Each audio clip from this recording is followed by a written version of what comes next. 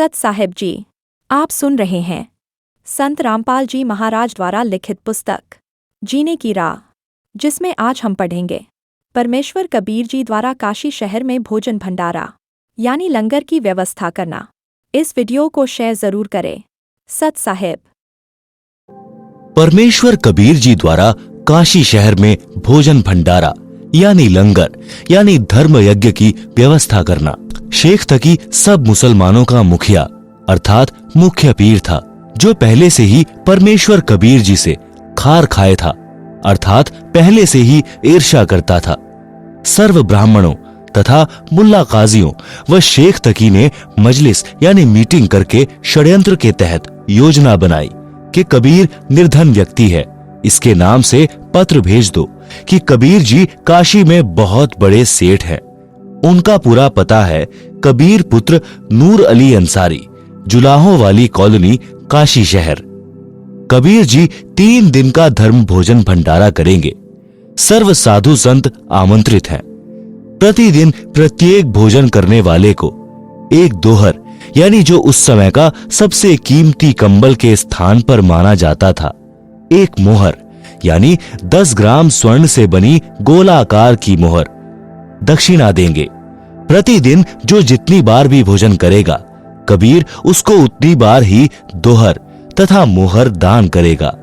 भोजन में लड्डू, जलेबी, हलवा, खीर, दही बड़े, मालपूड़े, रसगुल्ले आदि आदि सब मिष्ठान खाने को मिलेंगे। सूखा सीधा यानी आटा चावल, दाल आदि सूखे जो बिना पकाए हुए, घी बुरा भी दिया जाएगा। एक पत्र शेख तकी ने अपने नाम तथा दिल्ली के बादशाह सिकंदर लोधी के नाम भी भिजवाया। निश्चित दिन से पहले वाली रात्रि को ही साधु संत भक्त एकत्रित होने लगे। अगले दिन भंडारा होना था।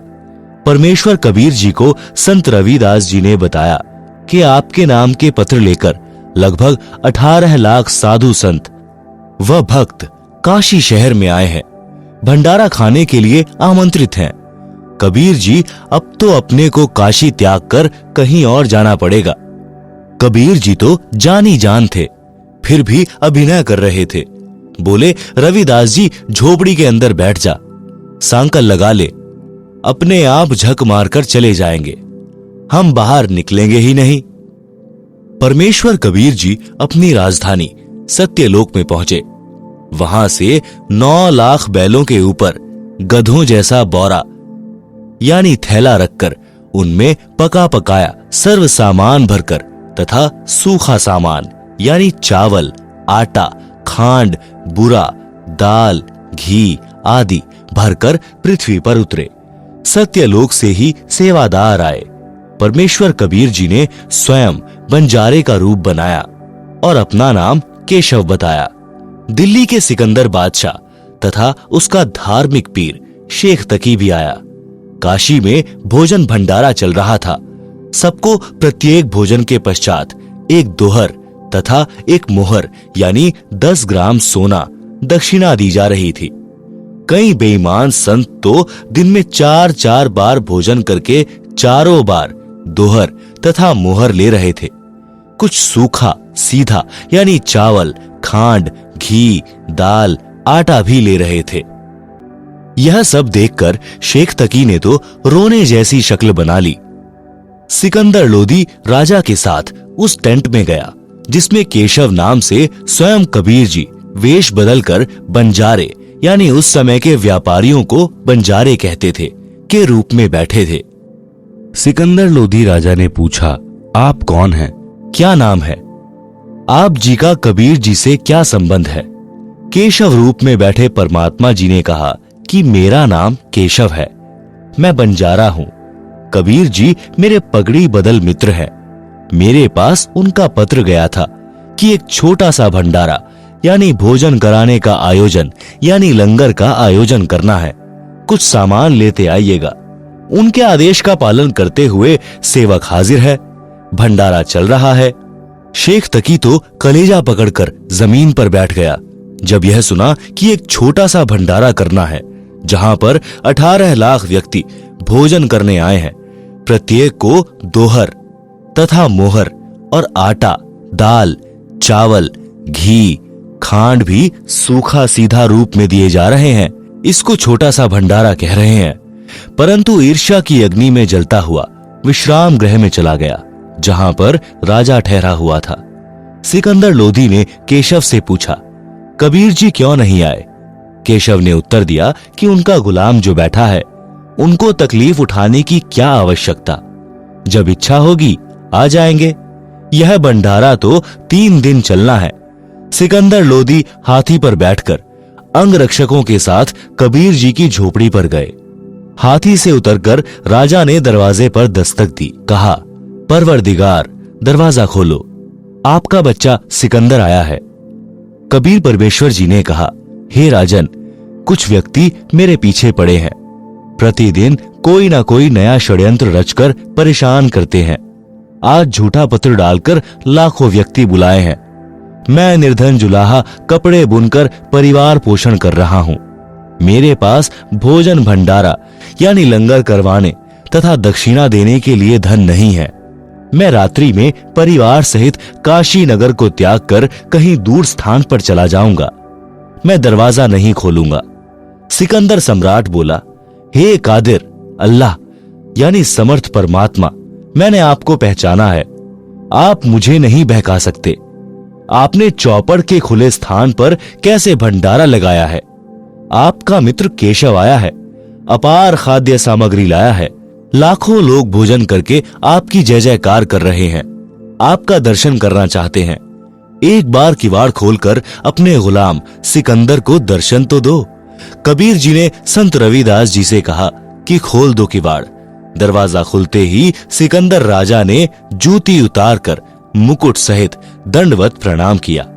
फिर काशी में चल रहे भोजन भंडारे में चलने की विनय की। जब कबीर परमात्मा झोपड़ी से बाहर निकले तो आकाश से सुंदर मुकुट आया और परमात्मा कबीर जी के सिर पर सुशोभित हुआ तथा आसमान से सुगंधित फूल बरसने लगे। राजा ने कबीर परमेश्वर जी को हाथी पर चढ़ने की प्रार्थना की। कबीर जी ने रविदास जी को साथ लिया। राजा, रविदास जी तथा परमात्मा कबीर जी तीनों हाथी पर चढ़कर भंडारा स्थल पर आए। सबसे कबीर सेठ का परिचय कराया तथा केशव रूप में स्वयं डबल रोल करके उपस्थित संत भक्तों को प्रश्न उत्तर करके सत्संग सुनाया, जो 24 घंटे तक चला। कई लाख संतों ने अपनी गलत भक्ति त्याग कर कबीर जी से दीक्षा ली, अपना कल्याण कराया। भंडारे के समापन के बाद जब बचा हुआ सब सामान तथा टेंट बैलों पर लादकर चलने लगे, उस समय सिकंदर लोधी राजा तथा शेख तकी, केशव तथा कबीर जी एक स्थान पर खड़े थे। सब बैल तथा साथ आए सेवक जो बंजारों की वेशभूषा में थे, गंगा पार करके चले गए। कुछ ही देर के बाद सिकंदर लोधी राजा ने केशव से कहा, आप जाइए, आपके बैल तथा साथी जा रहे हैं। जिस ओर बैल तथा बंजारे गए थे, उधर राजा ने देखा तो कोई भी नहीं था। आश्चर्यचकित होकर राजा ने पूछा, कबीर जी, वे बैल तथा बंजारे इतनी शीघ्र कहां चले गए? उसी समय देखते देखते केशव भी परमेश्वर कबीर जी के शरीर में समा गए। अकेले कबीर जी खड़े थे। सब माजरा यानी रहस्य समझकर सिकंदर लोधी राजा ने कहा कि कबीर जी, यह सब लीला आपकी ही थी। आप स्वयं परमात्मा हो। शेख तकी के तो तन मन में ईर्ष्या की आग लग गई। कहने लगा, ऐसे ऐसे भंडारे हम 100 कर दें। यह क्या भंडारा किया है? महोछा किया है। महोछा उस अनुष्ठान को कहते हैं जो किसी गुरु द्वारा किसी वृद्ध की गति करने के लिए थोपा जाता है। उसके लिए सब घटिया सामान लगाया जाता है। जग जौनार करना उस अनुष्ठान को कहते हैं जो विशेष खुशी के अवसर पर किया जाता है, जिसमें अनुष्ठान करने वाला दिल खोलकर रुपए लगाता है। संत गरीबदास जी ने कहा है कि कोई कहे जग जौनार करी है, कोई कहे महोछा, बड़े बड़ाई किया करें, गाली काढ़े औछा। शब्दार्थ, उस सभोज यानी भोजन भंडारे को देखकर नेक व्यक्ति तो कह रहे थे कि जग जौनार यानी दिल खोलकर धर्म में रुपया खर्च करके धर्म का कार्य किया है, यानी धर्म यज्ञ करके जीवन वार की है। यानी भोजन खिलाया है। जो अहंकारी दुष्ट व्यक्ति थे वे कह रहे थे कि महोछा किया है, यानी मन मार कर कम खर्च करके भंडारा किया है। सारांश, कबीर जी ने भक्तों को उदाहरण दिया है कि यदि आप मेरी तरह सच्चे मन से भक्ति करोगे तथा ईमानदारी से निर्वाह करोगे तो परमात्मा आपकी ऐसे सहायता करता है। भक्त ही वास्तव में सेठ अर्थात धनवंता है। भक्त के पास दोनों धन हैं। संसार में जो चाहिए वह भी धन भक्त के पास होता है तथा सत्य साधना रूपी धन भी भक्त के पास होता है। एक अन्य करिश्मा जो उस भंडारे में हुआ वह जीवनवार यानी लंगर 3 दिन तक चला था। दिन में प्रत्येक व्यक्ति कम से कम 2 बार भोजन खाता था, कुछ तो 3-4 बार भी खाते थे, क्योंकि प्रत्येक भोजन के पश्चात दक्षिणा में एक मोहर यानी 10 ग्राम सोना और एक दोहर यानी कीमती सूती शॉल दिया जा रहा था। इस लालच में बार बार भोजन खाते थे। 3 दिन तक 18 लाख व्यक्ति शौच तथा पेशाब करके काशी के चारों ओर ढेर लगा देते, काशी को सड़ा देते। काशी निवासियों तथा उन 18 लाख अतिथियों तथा 1 लाख सेवादार जो सतलोक से आए थे, उस गंध का ढेर लग जाता। श्वास लेना दूभर हो जाता, परंतु ऐसा महसूस ही नहीं हुआ। सब दिन में 2-3 बार भोजन खा रहे थे, परंतु शौच 1 बार भी नहीं जा रहे थे, न पेशाब कर रहे थे। इतना स्वादिष्ट भोजन था कि पेट भर भर कर खा रहे थे, पहले से दुगना भोजन खा रहे थे। उन सबको मध्य के दिन टेंशन यानी चिंता हुई कि न तो पेट भारी है, भूख भी ठीक लग रही है, कहीं रोगी न हो जाएं। सतलोक से आए सेवकों को समस्या बताई तो उन्होंने कहा कि यह भोजन ऐसी जड़ी बूटियां डालकर बनाया है जिससे यह शरीर में ही समा जाएगा। हम तो प्रतिदिन यही भोजन अपने लंगर में बनाते हैं, यही खाते हैं। हम कभी शौच नहीं जाते तथा न पेशाब करते। आप निश्चिंत रहो। फिर भी विचार कर रहे थे कि खाना खाया है, परंतु कुछ तो मल निकलना चाहिए। उनको लैट्रीन जाने का दबाव हुआ। सब शहर से बाहर चल पड़े। टट्टी के लिए एकांत स्थान खोज कर बैठे तो गुदा से वायु निकली। पेट हल्का हो गया तथा वायु से सुगंध निकली जैसे केवड़े का पानी छिड़का हो। यह सब देखकर सबको सेवादारों की बात पर विश्वास हुआ। तब उनका भय समाप्त हुआ, परंतु फिर भी सबकी आंखों पर अज्ञान की पट्टी बंधी थी। परमेश्वर कबीर जी को परमेश्वर नहीं स्वीकारा। पुराणों में भी प्रकरण आता है कि अयोध्या के राजा ऋषभ देव जी राज त्याग कर जंगलों में साधना करते थे। उनका भोजन स्वर्ग से आता था। उनके मल यानी पाखाने से सुगंध निकलती थी। आसपास के क्षेत्र के व्यक्ति इसको देखकर आश्चर्यचकित होते थे। इसी तरह सतलोक का आहार करने से केवल सुगंध निकलती है, मल नहीं। स्वर्ग तो सतलोक की नकल है, जो नकली यानी डुप्लीकेट है। एक प्रश्न, भक्ति करने के लिए घर त्याग कर जाना या घर पर रहकर भक्ति करना, कौन सा श्रेष्ठ है? उत्तर, शास्त्र विधि अनुसार पूर्ण गुरु से दीक्षा लेकर भक्ति मर्यादा का निर्वाह करते हुए आजीवन साधना करने से मोक्ष होगा। यदि घर त्याग कर वन में चले गए तो भोजन के लिए फिर गांव या शहर में गृहस्थी के द्वार पर आना होगा। गर्मी सर्दी बारिश से बचने के लिए कोई कुटी बनानी पड़ेगी, वस्त्र भी मांगने पड़ेंगे। वह फिर घर बन गया, इसलिए घर पर रहो, सत्य साधना करो। मोक्ष निश्चित है। विवाह हो या ना हो, दोनों ही भक्ति करके मोक्ष प्राप्त कर सकते हैं। कई व्यक्ति कहते हैं कि भक्ति ब्रह्मचारी जीवन में ही हो सकती है। इसका भी उत्तर है कि सत्य साधना शास्त्र अनुसार करके दोनों मोक्ष प्राप्त कर सकते हैं। उदाहरण, हम मानते हैं कि भक्त ध्रुव जी तथा भक्त प्रहलाद जी ने मोक्ष प्राप्त किया है। इन दोनों ने विवाह कराया था, बच्चे भी थे। प्रहलाद जी का पुत्र बैलोचन था। पोता राजा बलि था, जिसने 100 यज्ञ की थी।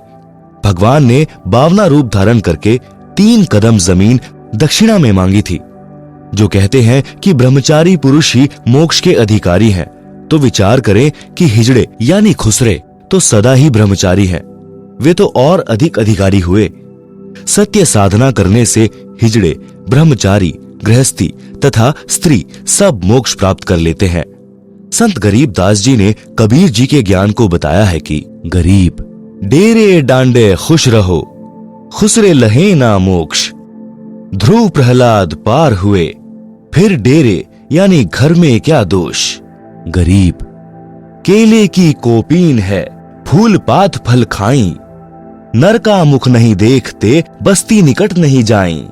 गरीब वे जंगल के रोज हैं, जो मनुष्यों बिद के जाही। निज दिन फिरो उजाड़ में, यू साई पावे नाही। गरीब गाड़ी बाहो घर रहो, खेती करो खुशहाल। साईं सिर पर राखिए, सही भक्त हर लाल। भावार्थ, वाणी संख्या 1 का भाव ऊपर बता दिया है। वाणी संख्या 2, 3 का भावार्थ। कुछ व्यक्ति बता रहे थे कि हम संतों की खोज में पहाड़ों जंगलों में गए। एक जगह जंगल में एक साधु रहता था। उसके विषय में वहां के आसपास के गांव वाले बता रहे थे कि वह साधु पर्दे पर केले के पत्ते लंगोट रूप में बांधता है और जंगल में पत्ते फल फूल खाता है। गांव के निकट भी नहीं आता, मनुष्य का तो मुख भी नहीं देखता। देखते ही पूरी गति से भागकर जंगल में चला जाता है। लोग कह रहे थे कि जिसको भी उसके दर्शन हो जाते हैं माला माल हो जाता है। हम कई दिन तक दर्शन के लिए उस जंगल में सुबह जाते और शाम तक रहते। एक दिन भागते की पीठ पीठ दिखी, दर्शन हो जाते तो 12:15 हो जाते। विचार करें कि ऐसा व्यक्ति अपराधी होता है जो पुलिस से बचने के लिए ढोंग किए है। संत गरीबदास जी ने ऐसे व्यक्ति को रोज यानी नील गाय की उपमा दी है, जो आदमियों से डरकर बिदक कर भागते फिरते हैं। ऐसे व्यक्ति चाहे दिन रात जंगल उजाड़ में भटको, परमात्मा प्राप्त नहीं हो सकता। सद्गुरुदेव की जय। सत साहिब जी। इसका अगला भाग भी जल्द ही देखने को मिल जाएगा जी।